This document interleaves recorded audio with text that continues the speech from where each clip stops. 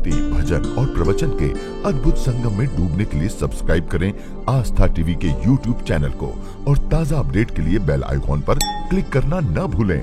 गोकर्ण जी के गुरु हैं सूर्य भगवान। गोकर्ण जी ने अपने गुरु जी से पूछा, प्रभु मेरे भाई को प्रेत योनि से कैसे मुक्ति मिलेगी, आप ही बताइए ना। सूर्य भगवान ने उत्तर दिया, यदि तुम चाहते हो कि तुम्हारे भाई को प्रेत योनि से मुक्ति मिल जाए तो श्रीमद् भागवतान मुक्ति सप्ताहम वाचनम कुरु। श्रीमद् भागवतान मुक्ति सप्ताहम वाचनम कुरु। सप्ताह श्रीमद् भागवत कथा कराओ, तुम्हारे भाई को मुक्ति मिल जाएगी। और श्रीमद् भागवत कथा का आयोजन किया गया। प्रेत जो होते हैं ना, वो प्रेत इस भक्ति की हवा में रुक नहीं पाते, इसलिए उनके लिए स्थान बनाया जाता है, वो उसी स्थान पर आकर के विराजमान होते हैं। 7 दिन तक कथा हुई और एक बांस की ग्रंथि में बैठ करके धुंधुकारी ने संपूर्ण कथा सुनी और 7 दिन पूरे होते ही उसके सारे पाप नष्ट हो गए और भगवान का स्वरूप धारण करके वो भगवत धाम को जाने लगे। बोलो भागवत महापुराण की जय।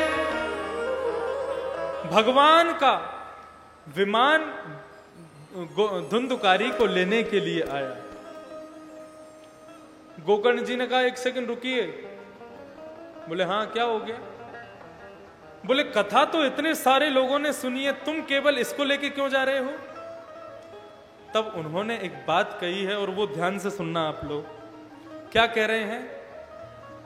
तत्शृण्वन प्रपठन विचारण परो। तुम्हारे इस भाई ने प्रेत योनि में रहकर के श्रीमद् भागवत को सुना है, अपने जीवन में उतारा है, इसलिए वो भगवत धाम को जा रहा है।